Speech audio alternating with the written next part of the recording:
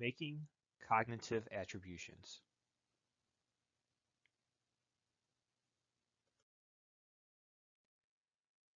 Fundamental attribution error, otherwise known as FAE. So we tend to attribute people's behavior and misfortunes to their personal traits rather than their situational forces. So this goes all the way back to, that enduring issue we talked about at the very beginning of the year, personality versus situation. And what the fundamental attribution error is saying is that, we tend to attribute the behavior, you know, more to the person's personality, right? It's their personality. That's why all this stuff is happening to them, rather than the situation they find themselves in. So maybe you see someone for the first time, you don't know them, and you're like, man, that person's mean, or I don't want to ever hang out with them. But maybe, they just like had a boyfriend or girlfriend break up with them, or a death in the family, right? So we put too much emphasis on the personality and not enough emphasis on the situation. So FAE, the fundamental attribution error, is a tendency to overemphasize personal traits while minimizing situational influences. So essentially, it's assigning the you know casualty to personal characteristics when really it lies in the situation.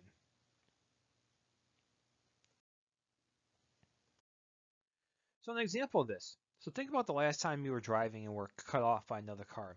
Now, what did you think? Was it A, man, what an idiot. That guy is a terrible driver. Or, man, that guy must have a good reason to be in such a hurry, right? So do you put an overemphasis on the personality? Man, that's just a horrible person. Or do you think about the situation? Man, they must be in a real hurry to get to where they have to go. For me personally, I do both. A lot of it depends on what kind of mood I'm in. If I'm in a hurry, then maybe I'm more of the A. If I'm not in a hurry, then maybe I'll think about B. If someone else is driving, so if my wife is driving, I might be the antagonist, play the devil's advocate, and always be like, oh man, there must be a hurry going somewhere, which usually doesn't make the driver happy. But so another example of FAE, fundamental attribution error. So here's a tweet that says, it's weird how when I don't respond to someone's email, it's because I'm busy. But when other people don't respond to emails, it's because they hate me. Right? So, hopefully you understand that situation. When it's yourself, it's the situation you're in, you're busy. But when it's someone else, it's their personality. Self-serving bias. This is a term you should be familiar with. We've talked about numerous times this year. So while FAE is a pitfall of judging other people, a self-serving bias is an error in the way we look at and interpret ourselves in the situations we find ourselves in. Self-serving bias is a tendency for us to judge ourselves by a double standard. So A, it's when things go well, the success is a result of our own internal factors like motivation, talent, or skill. But, when things go wrong, it's the result of some uncontrollable external factor. So, I always give sports analogies. So I've said in the past if you're playing sports and you guys win, you talk about all the things you did well, how many points you scored, rebounds. If things go wrong, it's all about someone else. Why didn't you play better defense, or why didn't you do this, right? So we always tend to see ourselves more favorably than what is probably accurate. Attitudes and actions. So attitudes are feelings influenced by our beliefs that predispose our reactions to objects, people, and events. So there's two different persuasion routes. There's the central route of persuasion. This is when an individual focuses on the arguments and responds with favorable thoughts.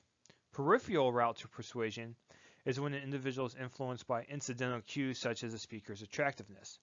So because the central route of persuasion is less superficial, it often becomes a more enduring belief. So central route, you pretty much focus on the facts, what's happening. Peripheral route, you're persuaded by other things. So if two people said something to you, but one was more attractive, you might tend to believe the more attractive person. So the picture on the screen here at the bottom, this is actually a picture of JFK and Nixon during a presidential debate in 1960. So it was the first televised presidential debate. So everyone who heard it on the radio, well, not everyone, but a majority of the people who heard it on the radio said that Nixon won the debate because they were just listening to what was actually being said. But the people who watched it on TV said that JFK won the debate because they looked at him. He's more attractive. He was more calm. Where Nixon was, sweating. He was not comfortable being up there as comfortable as JFK.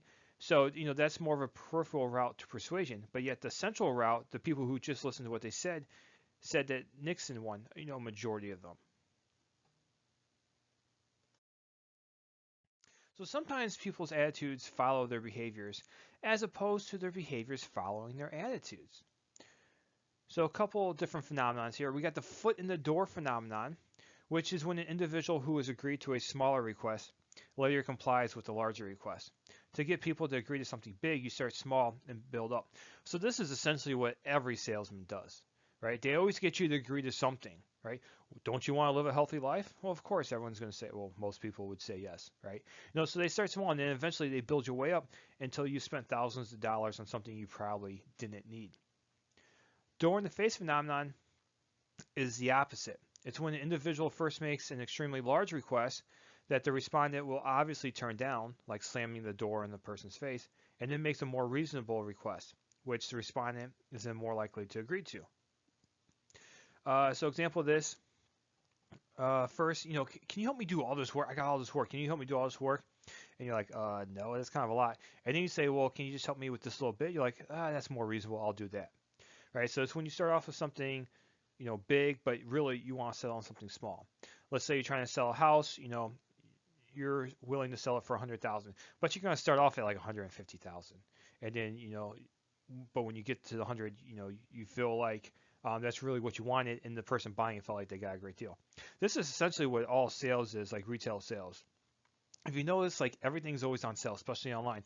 And look at this great deal you got. I know I'm like, oh my God, look how much savings. Even when I go grocery shopping, I always look to see how much I saved.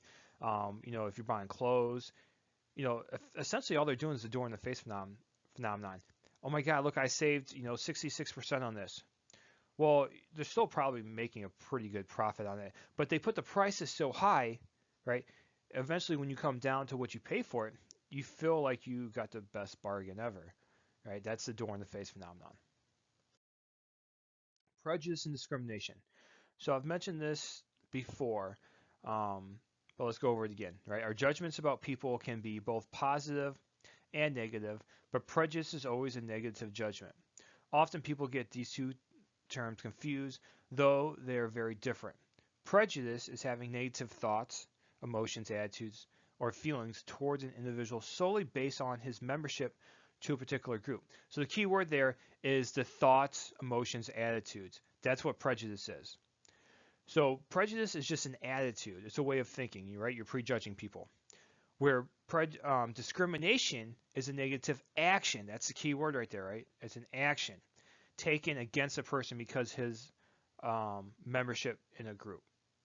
So prejudice is the way you think about, someone. So you might be prejudiced against a certain religion, ethnicity, but it's just thinking, it's just thoughts you have. Now discrimination is when you take those thoughts and the action becomes of it. Like you don't give someone a job because they're a female. That is discrimination. Maybe you have beliefs that women aren't as good, but that's a prejudice that you have. When you actually don't give them a job because of that, now that is discrimination. Right? So it's key to make sure you know that prejudice is just like thoughts, emotions, attitudes, where discrimination is actual action taking against someone.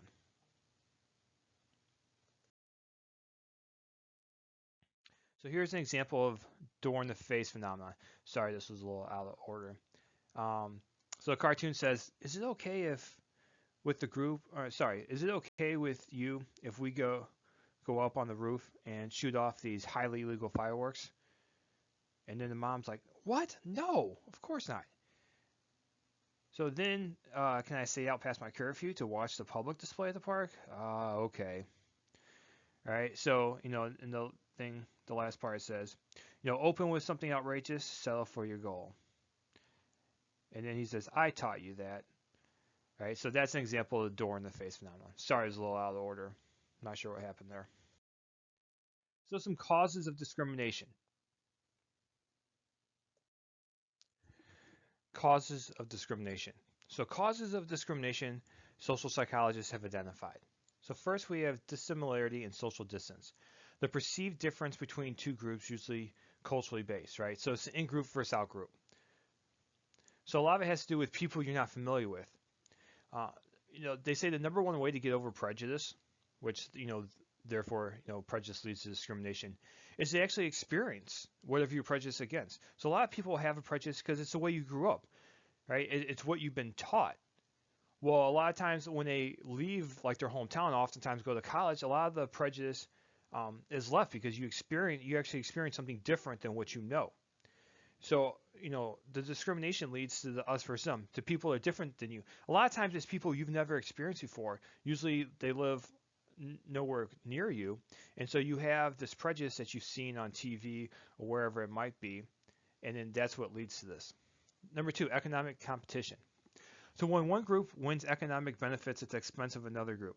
So example would be old growth logging versus, environmental jobs. So the environmental jobs, wind, solar, they're looking to take the jobs, of oil, logging, things like that. There's going to be competition. You're going to discriminate against one versus the other because they're literally, they're taking your livelihood. So when you have economic competition, you see this all the time in the news, like, oh, they're coming for your jobs, right? And that's what leads to a lot of discrimination that goes on in our country now is because this supposed economic competition, a lot of stuff you hear in the news actually isn't that accurate at all.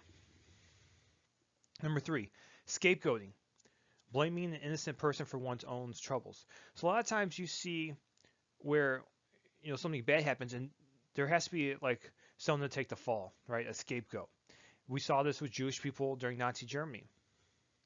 So the world was in a global depression in the 30s, late 20s, and people were looking for someone to blame. Well, when Hitler and the Nazis started to take power in Germany, they wanted someone to blame, and the Jews were a very easy target. The Jewish population was actually very small in Germany, did not make up a large part of the German population, but they were easy targets. So they said, hey, look at them, they're thriving, they're stealing all your money. So they made easy scapegoats for the Nazis, for someone to blame. Number four, conformity to social norms. An unthinking tendency to keep things the way they are, even if they may be wrong. So a lot of times people just don't want to change. People don't like change. People are scared of change, even when they know what they're doing and supporting is wrong. If you even look back to slavery, a lot of people were against slavery, but they didn't necessarily want to change slavery. Even going back to the founding fathers, actually a lot of them were against slavery, but they were scared what was going to happen if they changed it. A lot of people don't like to change social norms. They're like, oh, our economy will collapse. This will happen. You have the same thing now with certain economic things. They say, oh, think about like stimulus. Oh, yeah, we need it, but what's going to happen? Is our economy going to collapse? Is this going to happen? Right? So people just don't like change. And the last thing, media stereotypes. Images, words, or ideas used to project groups in a certain overgeneralized way. So you see these stereotypes in the media all the time. So there's a lot of propaganda if you look back in history with the different wars. You see it in Nazi Germany, you see it in the Soviet Union, you see it in the U.S., you see it now if you watch news, right? So we live in a very divided country. If you watch the two extremes of the news, you're going to see a lot of stereotypes that, they say about the other side. And so this leads to a lot of people discrimination because a lot of people tend to believe what they see on TV or on the radio or whatever it might be, even though a lot of it in actuality isn't true. So some of the cognitive roots of prejudice, right? So cognitive, the way we think. So we have the other race effect, which we've talked about before. The ability to recognize our own race's face better than other races. So it seems to think that our race is more diverse than another race, right? So I'm sure we've had the discussion. Oh, they're all alike, right? All Asians look alike. Actually, nice. If you're familiar with them, it's quite easy to distinguish between Japanese, Chinese, Vietnamese, Korean. Right? It's just because if you're not around them all the time, they say, "Oh, all Asians look alike." Right? Like I've been compared to working at Thornton for a long time. Pretty much every famous white person there is. Which a lot of times I'm like, hey, sure, you can call me Justin Timberlake. That's fine with me. But even though a lot of times I look nothing like them, but it's the other race effect. If you're not around them a lot, you tend to think they all look the same, even though they're all very diverse. And that's because, like we talked about before, you tend to see the big features of things you're not used to. We talked about that, like identifying a penny. No one can really, or most people can't tell you every detail of the penny, but they can tell you the general things. They know what it looks like. Same thing with the other race effect. You tend to see big features, and we don't see the little details. And that's why people tend to say, people of other races that they're not around a lot, they say, oh, they all look alike. The other thing is vivid cases. The tendency for violent cases to be more readily available in our memory and therefore influences our judgments about a particular group. Think about 9/11, right? Islam with terrorism. We see 9/11, we see how destructive it was. You see the Twin Towers falling, and that vivid case stays in your mind. So you tend to think about Islam with terrorism. Though the biggest threat in America now isn't Islamic terrorism, it's domestic terrorism. That's the most cases of terrorism attacks that we actually have in the US. But yet we think about the vivid cases that stick out in our minds. And so that's where a lot of the prejudice and discrimination comes from. And lastly, the just world phenomenon. Tendency for people to believe the world is just and that people get what they deserve and deserve what they get.